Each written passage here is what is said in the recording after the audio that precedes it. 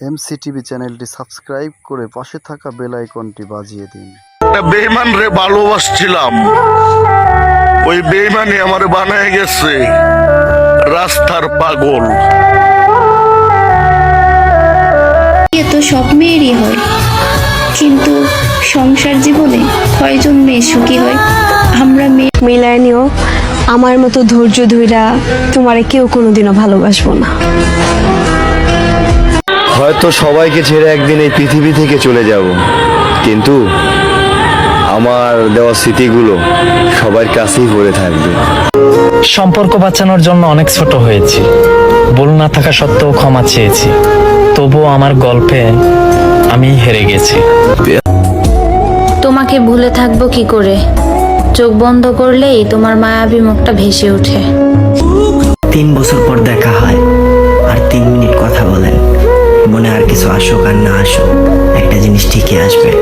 হায় রে, এই মানুষটা যদি আজও আমারই থাকতো।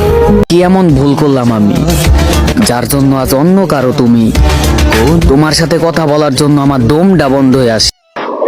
আমি জানি তুই আমার ভিডিও দেখবি বা আমার আইডিতে ঢুকবি, ঢুকোস আর না ঢুকোস তোর সামনে। আল্লাহ, আপনি আমার ধৈর্য বাড়িয়ে দিন, কারণ আমার পরিস্থিতি একমাত্র আপনি ছাড়া আর কেউই জানে না।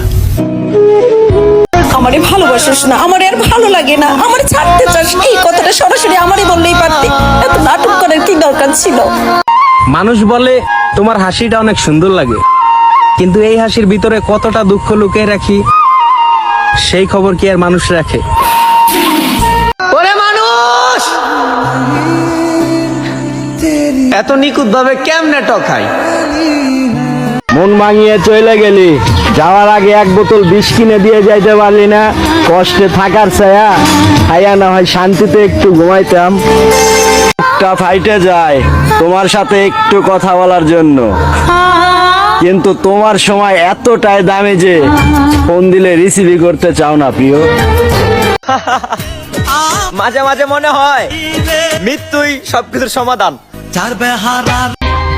আমি তোমাকেও ছাড়তে পারবো না, আবার তোমাকে কারোর সাথে ভাগ করতেও পারবো না। তার থেকে বড় আমি এই দুনিয়া থেকে বিদায় নেই। আপনি আমাকে হাজার অবহেলা করলেও আমি বেহায়ার মতো আপনাকে পাওয়ার আশা নিয়ে বেঁচে থাকবো। স্বার্থ যখন শেষ, প্রেম তখনই নিরুদ্দেশ।